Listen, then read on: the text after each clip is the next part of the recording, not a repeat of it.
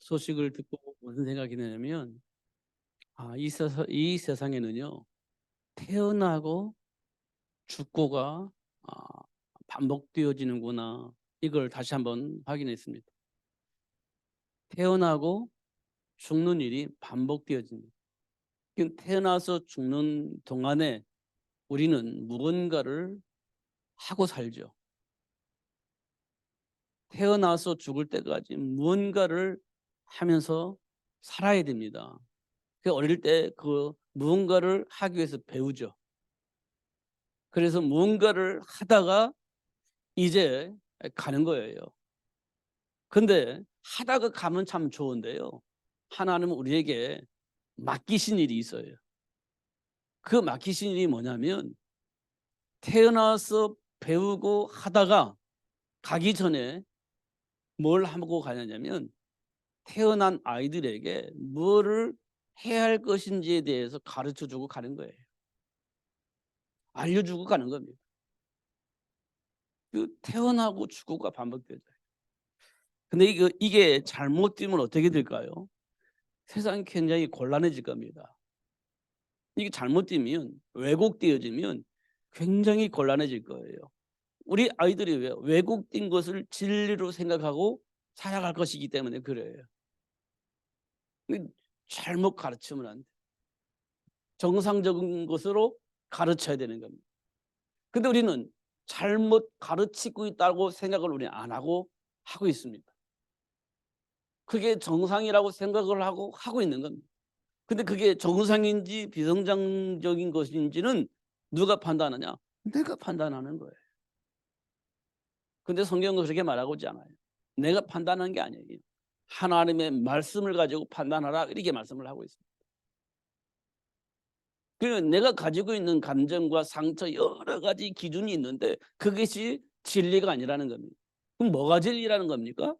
하나님의 말씀이, 하나님이 나에게 주신 언약이 진리라는 겁니다. 그걸 가지고 내가 잘 됐는지 못했는지를 판단하기를 원하고 계시는 겁니다. 그게 정상적이라는 거예요. 그런데 이 말을 하면 우리는요, 굉장히 싫어합니다. 왜 싫어하냐? 내가 하고자 하는 일이 있는데 방해가 되어지는 겁니다. 싫어하는 거예요. 하나님의 말씀을 그래서 하나님의 말씀을 싫어하는 거예요. 내가 하고 싶은 것이 있는데, 내가 나름대로 판단의 기준이 있는데 그거 하지 말고 하나님의 말씀을 가지고 판단을 해야 된다라고 생각하니까 싫은 겁니다. 그래서 하나님의 말씀을 거부하게 되죠. 거부할 수밖에 없을 겁니다. 그런 일들이 벌어지는 겁니다. 중요한 것은 하나님의 말씀을 가지고 내가 판단하는 거예요. 내 안에 있는 감정 가지고 나를 판단하는 것이 아니라 하나님의 말씀 가지고 내가 판단하는 거예요. 내가 판단하는 건 잘못된 건 아니에요. 내가 판단을 해야죠. 근데 그 기준이 어디냐? 하나님의 말씀이라는 거예요. 이렇게 말씀을 하고 있습니다. 자, 첫 번째 판단, 그게 창세기 3장 사건이에요. 하나님이 주신 말씀 붙잡고 판단을 했더라면 사단에게 안 속았을 건데 하나님의 말씀을 가지고 판단하지 않고 사단의 말을 듣고 판단을 한 겁니다. 그럼 하나님의 말씀을 기준으로 하지 않고 사단이 들려준 그 말을 기준으로 삼아서 판단을 했다는 거지 않습니까? 그게 정상적이었나 보니까 하나님은 정상이 아니라는 겁니다.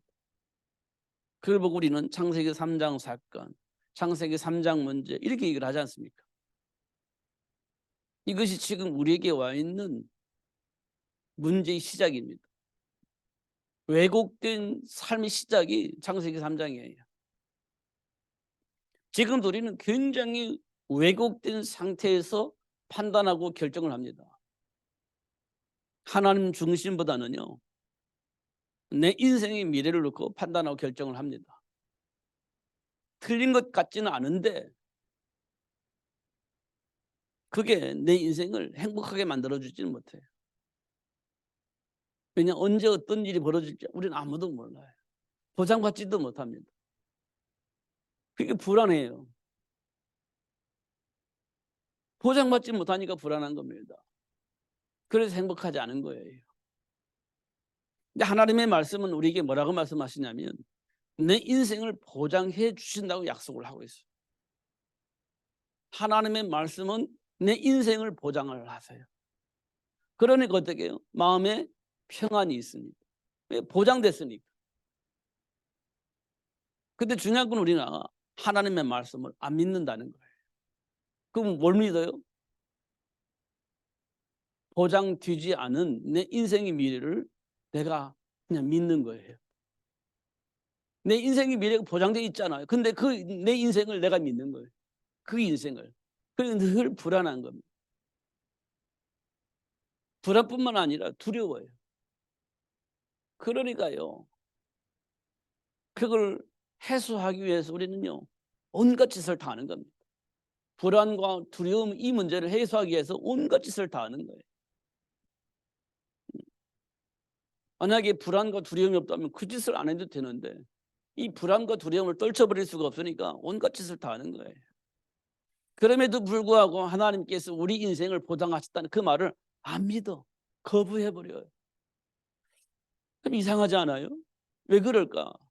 그게요. 사단의 지배하에 있기 때문에 그런다고 성경은 말하고 있어요.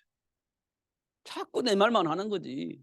하나님 말씀을 안 듣고 자꾸 내 말만 하는 거예요.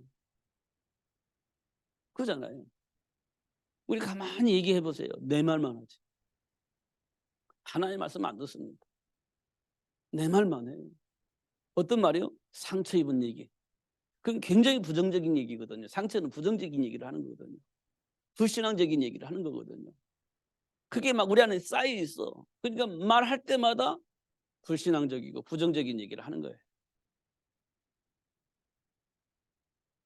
상처니까. 근데 하나님은 그걸 치유하고 회복시켜 주셔서 완전하게 하나님의 배경을 누릴 수 있도록 축복하셨는데 또 그건 싫어. 이게 우리 인간들이 가지고 있는 감정이에요. 그러면 이거를 언제 누가 알고 누가 누릴 수 있을까요? 이거는요, 인간의 힘으로 안 돼요. 나도 돌이키고 싶지. 나도 불안과 두려움 속에서 막 늘 불신앙적이고 부정적인 사고 속에서 막 싸우고 그러지 않았으면 참 좋겠죠. 근데 하고 싶은데 안 되는 거예요, 그게. 그걸 보고 우리는 영적 문제 이렇게 얘기를 하는 겁니다. 내게 영적 문제가 있다고요? 아니요. 사단의 울모에 묶여서 해방되지 못한 겁니다. 근데 사단에게 계속 속는 거죠. 그걸 보고 우리는 영적 문제라고 얘기를 해요. 계속 속아요. 그게 사실이니까 사실이라고 생각을 하니까 그걸 절대 나는 양보를 할 수가 없어. 사실이니까. 내 삶 속에서 경험한 거고 체득한 것이기 때문에 그게 사실이잖아요. 근데 그건 진리는 아니에요. 그런데 우리는 진리라고 생각을 하는 거예요, 사실을. 경험한 사실을 진리라고 생각하는 거예요. 그러니까 안 바꿔. 그 하나님의 말씀을 들을 수가 없는 거죠. 이런 부분들을 우리가 좀 확인해 볼 필요가 있어요. 제가 얼마 전에 교통사고가 좀 났었는데요. 가볍게 났었는데 원인은 뭐냐면요. 이게 부딪힌 거예요. 왜 부딪혔냐? 브레이크를 밟았는데 브레이크가 안 밟힌 것 같아. 그래서 부딪혔어요. 그게 이제 사고잖아요. 실제적인 사고입니다. 그게 뭐냐면 진리는 아니에요. 일어난 사건이에요. 하나의 사건이에요. 거기에서 우리는 뭘 찾아야 되냐면 우리가 언제든지 당할 수 있는 일들이에요. 사고는 얼마든지 일어날 수 있어요. 내가 잘못해서 사고 날 수도 있고 내가 잘못한 게 하나도 없는데도 불구하고 사고 날 수도 있어요. 사고는 일상적으로 날 수 있는 겁니다. 일상적으로 날 수 있는 거예요. 중요한 것은 하나님 자녀의 신분 권세를 놓치지 말아요. 하나님이 나와 함께 계신다는 거. 하나님이 주신 신분 권세를 놓치지 말아요. 잘못하면 속을 수 있어요. 왜 그랬어? 저래서 싸울 수 있잖아요. 물론 감정적인 대립이 되니까 싸울 수도 있습니다. 속지 말아야 할 것은 나를 누가 책임져 주신다? 하나님이 책임져 주신다. 내 인생을 하나님 책임지시는 겁니다. 하나님 말씀을 듣고 보면 맞잖아요, 그게. 근데 안 믿으면 어떻게 해요? 싸워야 돼요. 내가 이겨 먹어야 돼. 그게 우리 인생입니다. 우리 인생이 과정이 그게 과정이라는 겁니다. 기근을 만난 아브라함이요. 야, 내 복이 근원인데 이걸 알더라면 막 애굽으로 가지 뭐 어떻게 하지 뭐 갈등할 필요가 없었을 건데 일단 굶어 죽을 것 같으니까요. 갈등 속에 빠지는 겁니다. 하나님 자녀의 신병원사를 놓치는 거죠. 이게 삶 속에서 일어나는 일입니다. 근데 보니까요 과정이에요. 과정일 뿐이에요. 하나님께서 아브라함을 복의 근원이 되어지게 하시려고 그 과정을 겪게 하신 거예요. 하나님 자녀의 신병원사를 누릴 수 있도록 하기 위해서 우리를 과정 속으로 밀어넣습니다. 증인이 되어줘야 되니까요. 우리 하나님의 말씀 붙잡고 있으면 이게 보여지는 겁니다. 그래서 오늘 하나님의 시간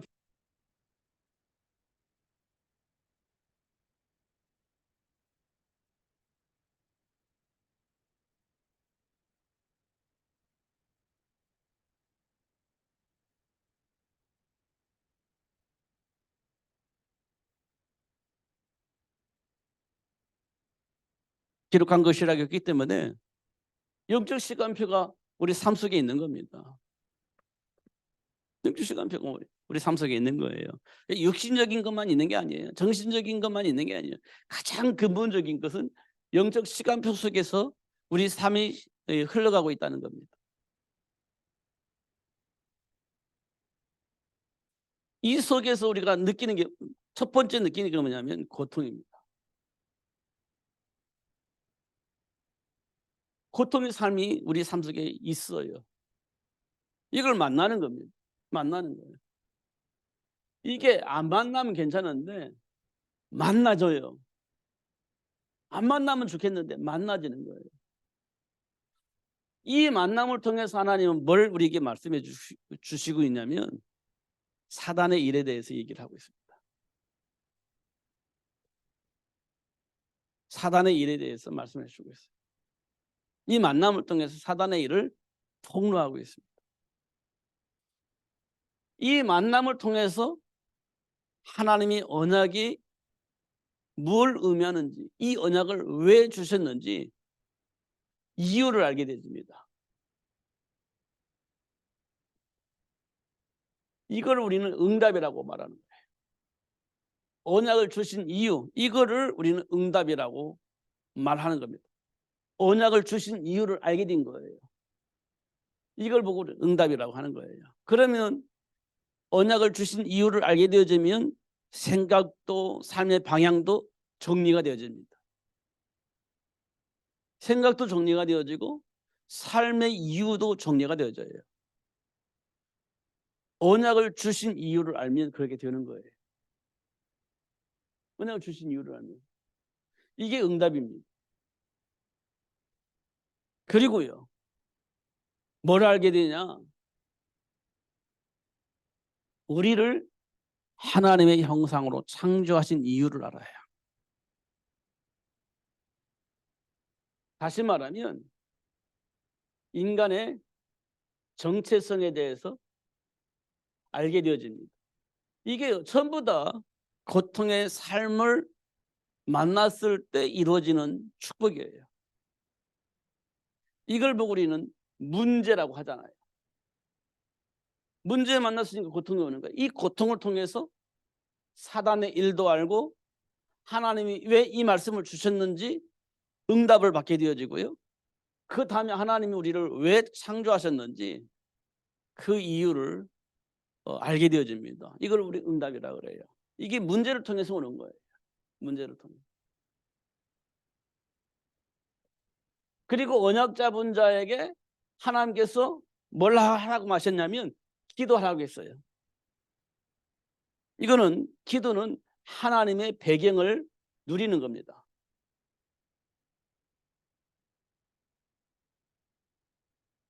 기도는 하나님의 배경을 누리는 거예요. 그럼 하나님의 배경을 누리려면 하나님이 약속하신 말씀을 붙잡아야 되는 겁니다. 그 안에서 기도할 때 하나님이 어떻게 해서 응답을 하시겠죠. 이거는 역사입니다. 역사. 하시겠죠. 응답을 붙잡고 기도하니까 하나님 역사하시죠. 이게 약속되어 있습니다. 약속되어 있어요.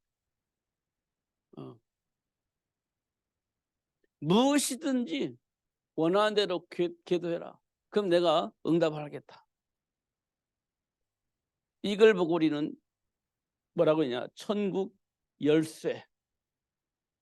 이렇게 말씀을 하셨죠. 천국 열쇠. 풀면 풀어주고 닫으면 닫아주고. 천국 열쇠. 이렇게 표현했습니다. 그러니까 고통의 삶은 우리에게 주어져 있는 현장이에요. 고통의 삶은 우리에게 주어진 현장 속에서 만나는 겁니다. 누구든지 고통을 만나는 거예요. 이때 사단의 하나님이 자녀이든 사단의 일도 알고 언약을 주신 일도 알고 나에게 주어진 축복이 무엇인지도 알고 그래서 언약 붙잡고 기도하면서 하나님이 하시는 일을 체험을 할 수 있도록 하시는 하나님의 역사를 보는 겁니다. 이게 고통의 삶 속에서 오는 문제예요. 이게 굉장히 중요한 겁니다. 근데 오해를 하면은요, 내가 뭘 잘못했기 때문에 내가 뭘 잘못했기 때문에 이런 문제가 왔지? 이렇게 이제 생각을 하는 거예요. 뭘 잘못했길래? 사실 우리 삶 속에는 뭘 잘못하든 잘하든 상관없어요. 문제가 와요. 사단이 지배하고 있는 현장이기 때문에 누구든 문제를 만나게 되어 있습니다. 잘하든 잘못하든 중요하지 않아요. 문제를 만나게 되어 있습니다. 고통스러운 삶의 문제를 만나게 되어 있습니다. 누구든지. 근데 이제 그때 어떻게 해석하냐가 이제 달라져 있는 겁니다. 하나님의 백성은 언약 안에서 해석할 것이고 불신자들은 사단이 시키는 대로 할 것이고 이제 그게 이제 해석의 차이가 있을 뿐이지 누구든지 고통을 만나는 겁니다. 믿음이 아무리 좋아도 고통스러운 삶을 만나는 거예요. 그때 믿음이 좋은 사람 언약 붙잡고 하나님의 배경을 통해서 이기면서 살겠죠. 불신자들은요 우상숭배하다가 후손 3, 4代까지 망하는 그런 결정을 하겠죠. 이런 일들이 벌어지는 겁니다. 거기에 그는 아브라함이 고통의 문제 만났잖아요. 예수님이 수지자인 베드로도 고통의 문제 만났잖아요. 만나는 겁니다. 이제 해석의 차이예요. 요셉도 노예로 팔려나가기도 하고 노면서 감옥에 가잖아요. 그게 고통의 삶인 겁니다. 분명한 언약 붙잡고 있는데도 불구하고 노예로 팔리기도 하고 노면서 감옥에 가기도 해요. 근데 해석의 차이가 있는 겁니다. 그렇잖아요. 해석의 차이예요. 그런데요 언약 붙잡고 기도하는 자는 그 안에 준비된 복을 받아 누리는 거예요. 그 고통 속에 하나님 준비한 축복이 있어. 그걸 발견하고 누리는 겁니다. 그게 차이예요. 그렇지 않습니까? 만남의 축복을 통해서 하나님이 원하시는 일들을 찾아가는 거예요. 전도자 바울이 전도하다가 어디 갔죠? 감옥에 갇히잖아요. 전도자 바울이 막 전도하다가 감옥에 갇혀요. 그 감옥에 갇힐 때 바울이 뭐 했죠? 기도했잖아요. 하나님 이 감옥에 온 이유가 뭡니까? 분명히 이유가 있을 건데 그 이유를 물어보는 겁니다. 우리는 어떤 기도할까요? 감옥에 갇히면 하나님 분명히 이곳에 온 이유가 있을 건데 그 이유가 뭐지요? 왜 여기에 내가 들어왔죠? 하나님께서 원하시는 게 뭐죠? 라고 질문 안 해요. 빨리 이 문제 해결해 주세요 라고 기도하죠 우리는. 그렇잖아요. 근데 바울은요 뭐냐 하나님 이곳에 오게 하신 이유가 있을 건데 그 이유가 뭐예요? 라고 물어봤을 겁니다. 저는요 상상을 하지만 다 그 질문이에요. 그 질문 이외에는 바울이 질문할 게 없어요. 과정을 보면 다 그 질문을 한 거예요. 그러니까 하나님께서 여기 구원받을 자가 있어서 너 왔어? 이렇게 대답을 분명히 했을 겁니다. 여기 구원받을 자가 있어. 내가 준비한 제자가 있어. 그 때문에 너가 이곳에 왔어. 이렇게 분명히 대답을 했을 겁니다. 그러니까요 바울이 뭐 했죠? 할렐루야 하고 하나님 찬양했습니다. 감옥에 들어와서 하나님 감사합니다고 찬양을 했어요. 그런데 옥문이 열려요. 옥터가 막 막 흔들리면서 옥문이 열려요. 그 전도자 바울과 함께했던 동역자들이 다 착고가 풀려요. 그럼 도망가라는 사인이냐? 이렇게 보내는 거잖아요. 우리는 도망갈 겁니다. 왜? 자꾸 풀렸지. 옥문 열렸지. 그럼 가라는 사인이잖아요. 우리는 이렇게 판단을 하는 거예요. 뭐가 없었으면 여기에 네가 온 이유를 모르면 그렇게 되는 거예요. 감옥에 온 이유가 뭐라고 했죠? 여기 준비된 제자가 있어. 만나서 복음 전하게 하려고 내가 너가 여기 들어왔어. 이 응답을 안 받았더라면 나가라는 사인이구나 하고 나가는 거예요. 그게 우리와 바울의 차이예요. 바울은 이미 그 응답을 받았기 때문에 옥문이 열렸던 착고가 풀렸던 간수가 없든 중요하지 않아요. 머물러 있는 겁니다. 왜요? 내 준비된 제자가 있다고 해서 하나님이 나를 이곳에 오게 했는데 그 준비된 제자 만나서 전도하고 나가야지. 이게 바울의 생각인 겁니다. 이게 바울의 생각이에요. 이게 언약 잡지 않으면 그게 해석이 안 되는 겁니다. 언약 잡지 않으면 안 되는 거예요. 언약 잡으니까 그렇게 되는 거예요. 생각도 삶도 그렇게 되는 거예요. 근데 누가 나오죠? 간수가 딱 나오잖아요. 자결하려고. 우리 안 도망갔으니까 가만히 있으라고 그랬잖아요. 그러니까 딱 물고 그러잖아요. 내가 어떻게 하면 구원받겠습니까? 딱 나타나잖아요. 전도 구원받을 자가. 이것 때문에 하나님 나를 이곳에 오게 하셨구나. 그리고 전도하고 영접하고 그러니 어떻게 나가요? 그냥 당당하게 또 나가잖아요. 이거 하나의 시간표. 우리는 우리 안에 있는 고정관념에서 못 벗어나는 거예요. 그러니까 기도하지 않아요. 기도해더라도 내 안에 있는 고정관념 속에서 갇혀서 기도하고 있는 겁니다. 하나님은요, 우리 고정관념을 느끼지 않아요. 하나님 원하신 대로 막 하거든요. 하나님 원하신 대로 해요. 근데 하나님이 무조건 막 마음대로 하는 게 아니에요. 언약을 이루시기 위해서 하나님 마음대로 하시는 거예요. 언약을 주시고 그 언약을 이루기 위해서 하나님 마음대로 하세요. 근데 우리는요, 우리 마음대로 하잖아요. 하나님 말씀 잘 안 듣습니다. 이게 이제 바울과 우리 차이입니다. 기도하면 하나님이 응답을 하신다는 거예요. 중요한 것은요, 하나님의 시간표가 있다는 거예요. 우리가 지난번에도 드렸듯이 예수님께서 40일 동안 하나님 나라에 대해서 말을 했잖아요. 40일 동안 제자를 놓고 40일 동안 하나님 나라에 얘기를 했어요. 하나님 나라에. 그런데 제자들이 첫 번째 질문이 뭔지 아세요? 로마의 속국에서 언제 해방되냐 이거입니다. 로마의 속국에서 언제 해방되냐 우리가. 여기가 이제 가장 관심거리입니다. 40일 동안 하나님 나라에 대한 예수님께서 말씀하셨는데 그들은요 질문이 언제 로마의 속국에서 해방되어지겠습니까? 이거예요. 하나님의 말씀을 들었다는 거예요? 안 들었다는 거예요? 안 들은 거예요. 못 들은 거예요. 왜냐? 로마의 속국에서 언제 해방되어지는지 여기에만 관심 가지고 말씀을 들으니 하나님 나라에 대한 관심이 안 들려진 겁니다. 이거예요. 그리고 예수님께서 뭐라 하겠죠? 몰라. 하나님이 하시는 일이야. 이렇게 얘기를 하잖아요. 하나님이 하시는 일이야. 그런데요. 뭐라고 말하냐? 성령이 너에게 임하면 어떤 일이 벌어지냐? 내 증인이 되리라. 이렇게 얘기를 합니다. 내 증인이 되리라. 이렇게 얘기를 해요. 이 말은 알아들었는지 모르겠습니다만 제자들이 뭐 했냐?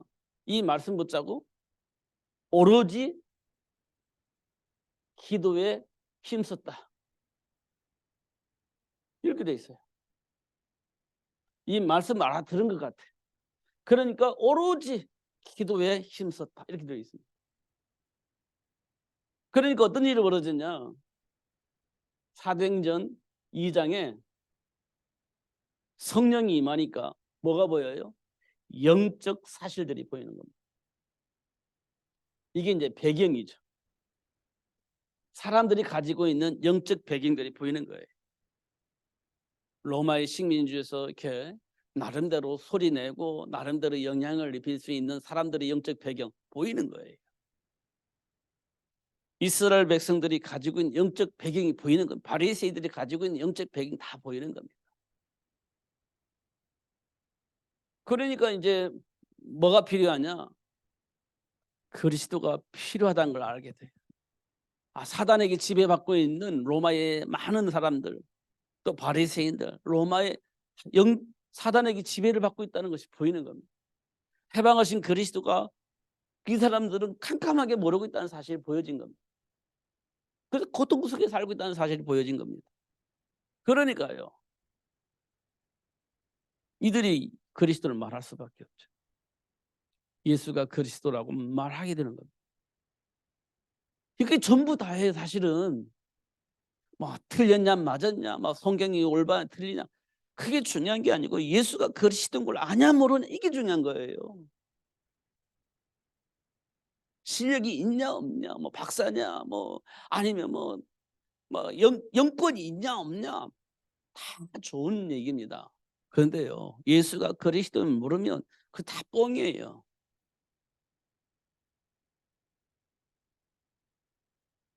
이게 초대교회 마가다락방에 모였던 120명이요. 이걸 봤다니까. 성령이 임하니까 이게 보이는 거예요. 인간이요, 뭐 대통령이든 뭐든 뭐 삼성 뭐 회장이든 뭐 명예를 가지고 있든 돈을 가지고 있든지 뭐 영향력을 입힐 수 있는 뭐 실력을 가지고 있든지 다 중요한 일입니다만, 살아가는데 중요한 건 그 인생의 배경이 있어요. 영적 배경이 있습니다. 하나님과 함께하는 것인지 마귀와 함께하는 것인지, 이게 이제 중요한 거예요. 영적 배경입니다. 그게 보여져야 되는 겁니다. 그러면요, 뭐 삼성전자, 뭐 이재용 시장도 그리스도 밖에 있으니까 불쌍하게 보이는 겁니다. 불쌍하게 보이는 거예요. 불쌍하게 보이는 거예요. 사도 바울이 로마 황제를 볼 때 불쌍하게 보이는 겁니다. 그래서 가이사 앞에 가서 꼭 이 말을 해줘야 되겠다라고 하는 소망을 가지고 있는 거예요.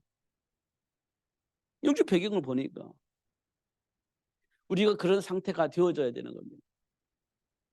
그래야 강한 자를 결박하고 그 배후의 역사는 귀신을 쫓아내고 그 귀신 능력을 더 이상 활동하지 못하고 꽁꽁 묶어버리고 그런 축복을 누릴 수 있는 거지. 보여져야. 그렇지 않습니까? 그 권세를 하나님이 주셨는데 그것 어디다 써먹을지는 몰라, 안 보이니까. 그 보이면요, 저 삼성전자 이재용 회장이 너무너무 중요한 역할을 해야 되는데 사단의 지배를 받고 있어. 사단은 예수 이름을 결박받고 떠나갈지어다. 이 기도해야지. 그래야 그 사람이 사단에게 지배를 받고 말씀을 듣고 세계 복음을 위해서 쓸 거 아니에요. 힘쓸 거 아니에요. 이게 중요한 일이지. 저 정확히 확인 안 해봤지만 옆에서 들어오는 소식은 이건희 씨가 원불구 신자라는 뉴스를 내가 들었어요. 그러니까 이건희 씨가 죽기 전에 소원하는 게 있다면 뭐냐면, 미국의 중심지에 랜드마크로 원불교 하나를 크게 짓는 것이 소원이었다, 이런 소식이 들렸어요, 저한테. 그렇다니까요. 그럴 수 있다니까요.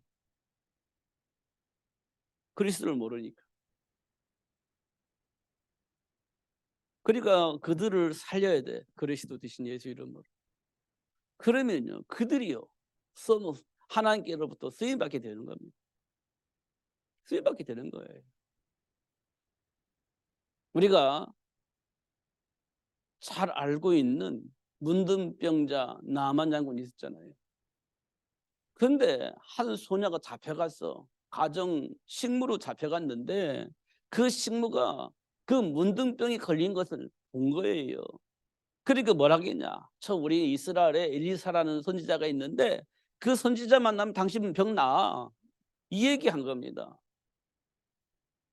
이 얘기한 거예요. 그러니까 나만이 엘리사 만나러 왔잖아요. 근데 엘리사가 저 이스라엘 왕궁에 있는 줄 알고 왕궁 찾아갔다가 이스라엘 왕이 막 호들갑 떨었잖아요. 막 큰일 났다 이거. 또 무슨 핑계를 대고 와가지고 우리를 공격하려고 이렇게 왔나 이렇게 생각했잖아요. 근데 엘리사 만나러 와가지고 병 낫고 갔잖아요. 그럼 그 나만 장군이 이스라엘 공격했나요? 안 했잖아요. 이게 하나님이 준비한 축복이에요. 하나님 준비한 축복입니다. 언약 안에 있으면 그게 되는 거예요. 보여지면 되는 겁니다. 그거. 그게 하나님 우리에게 주신 축복이에요. 근데 그게요, 하나님의 시간표 속에서 되어지는 거기 때문에 지금 안 된다고 해서 낙심할 필요가 없어. 지금 나에게는 아무런 능력이 없는 것처럼 보이는데 그게 아니에요. 하나님의 시간표가 있어. 분명한 내가 하나님 자녀잖아요. 분명한 건 사단을 결박하고 무너뜨릴 수 있는 권세가 있잖아요. 그거 누리면 되는 겁니다. 그게 영적 사실이에요. 내 인생의 배경입니다. 이걸 우리가 아는 것이 굉장히 중요합니다.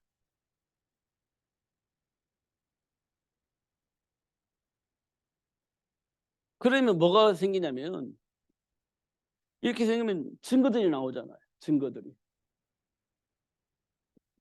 증거들이 나와요. 이걸 우리는 증인이라고 하는데 어떤 증거예요? 말씀 성취. 이 말은 언약이 진리라는 사실을 알게 되는 겁니다. 말씀이 성취된 그냥 막 말씀 성취된 게 아니에요. 하나님이 약속하신 그 말씀 안에서 이루어진다는 사실을 알게 되죠. 그러니까 우리는 무슨 얘기를 하냐면 요한복음 1장 12절에 뭐라고 돼 있죠? 영접하는 자 곧 그 이름을 믿는 자들에게는 하나님의 자녀가 된다. 맞잖아요. 맞잖아요. 그럼 뭐 하나님 자녀는 어디서 빠져나오는 거예요? 일생 동안은 가문으로부터 대대로 몰려왔던 그 저주와 재앙에서 빠져나오는 거예요. 사단 올무에서 빠져나오는 거예요. 언제예요? 예수를 그리스도로 영접할 때. 자자손손 대물림 됐던 그 저주와 재앙에서 빠져나오는 거예요. 맞잖아요 이게요. 영접한다 해서 되겠어? 그럼 뭣도 하고 해야 뭐가 되지? 그렇지 않아요. 영접하면 하나님 자녀가 됩니다. 그러면서 하나님이 주신 축복을 누릴 수 있는 시작이 되어지는 겁니다. 사단은 방해하겠죠. 방해 안 받습니다. 예수 이름을 기도하면 방해받지 않아요. 방해하려고 막 공격하겠지만 방해받지 않아요. 오히려 걸림돌이 아닌 발판이 되어져서 그리스도를 증거하는 증인이 되는 축복을 누릴 수 있는 시작이 되어지는 겁니다. 언약이 진리이기 때문에 이 말씀도 진리예요. 사단의 올무에서 우리가 빠져나오는 거예요. 영접할 때. 그렇게 되어지는 겁니다. 그러면서 무슨 일이 벌어지냐? 그러면 세계 복음화를 위한 제자 만드는 거, 이게 이제 사명이 되는 겁니다.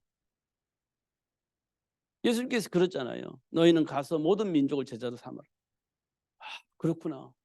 온 천하 다니며 이 복음을 증거해야 되겠는데 그 전도자 만들어라. 그렇구나. 이렇게 이제 응답이 되는 거예요. 이게 하나님이 함께 계신다는 증거입니다. 증거되는 거예요. 그래서 믿음이 없이는 하나님을 기쁘시게 할 수 없다. 우리가 아무리 정성을 다해도 최선을 다해도 아무리 정의롭게 살아도 윤리적으로 도덕적으로 흠이 없게 산다 할지라도 하나님이 약속하신 말씀에 대한 믿음이 없으면 하나님을 기쁘시게 할 수 없다. 그러니까 하나님은 언제 기뻐하시냐? 하나님의 말씀을 믿고 그 말씀 안으로 들어올 때 하나님이 기뻐하신다. 그렇게 말씀을 하고 있습니다. 다시 한번 여러분의 안에 있는 감정들, 여러분이 가지고 있는 삶의 기준들을 다시 한번 하나님 주신 복음 안으로 재해석을 해보시기 바랍니다. 나는 사람들에게 어떻게 이렇게 영향을 주고 있는가? 사람들에게 어떤 영향을 받고 있는가? 그 기준들이 어떤 것으로 자리 잡고 있는가? 확인을 꼭 하셔야 됩니다. 근데 우리는 대부분은요, 율법주의적인 사고 속에서 해석을 하고 있다는 겁니다. 그러니까 나도 모르게 올바로 살라고 똑바로 살아 이렇게 말을 안 하지만 그게 딱 묻어서 가게 돼 있어요. 내 안에 중심에 그게 딱 들어가 있어요. 틀리게 살으니까 올바로 살아야 되잖아요. 그게 딱 정리가 되어서 들어갑니다. 왜냐하면 이미 우리는 하나님 자녀이기 때문에 하나님 주신 축복을 누릴 수 있도록 도와야 되는데 너 잘못했어. 그러면 안 돼. 이 말이 들어가게 돼 있습니다. 왠지 모르게 들어가요. 그래서 서로 기분 나쁜 겁니다. 우리는요, 하나님 주신 축복을 나눠야 해요. 하나님 주신 축복을 나눠야 해요. 근데 꼭 그 걸림돌이 있으니까 그걸 막 빗대 가지고 축복을 말하지 말고 이미 복 받은 걸 얘기를 해 줘야 돼요. 그러면 뭐가 보이냐면 잘못했다는 것이 보여져요. 복음이 들어가면. 우리는 자꾸 너는 하나님 자녀야. 영접했으니까. 그 복이 이런 거야. 이 복을 주신 거야. 자꾸 얘기를 해야 되는 겁니다. 걸림돌 말고 발판으로 삼을 수 있도록 자꾸 힘을 주고 도와줘야 돼. 그게 우리가 믿는 거니까요. 그러면 사단이 더 이상 이간질 못할 겁니다. 뭐 더 발악하고 이간질 하겠지만 이간질 못할 거예요. 그럼 어느 날 사단이 무너지면 모든 것이 다 회복되어지게 돼 있습니다. 좀 기다리면 돼요. 무너질 때까지. 하나님 시간표가 있으니까. 그러면 되어집니다. 중요한 건 믿음이에요. 승리하시는 여러분 되시기를 예수님 이름으로 축복합니다. 기도하겠습니다. 살아계신 하나님 아버지 감사합니다. 오늘도 그리스도 예수 안에 주어진 복을 알게 하시고 누릴 수 있도록 역사하시는 하나님께 감사합니다. 내 안에 있는 감정으로 속지 않게 하시고 하나님 주신 신부감세를 누리면서 승리하는 삶이 될 수 있도록 축복해 주옵소서. 예수님 이름으로 기도하옵나이다. 아멘.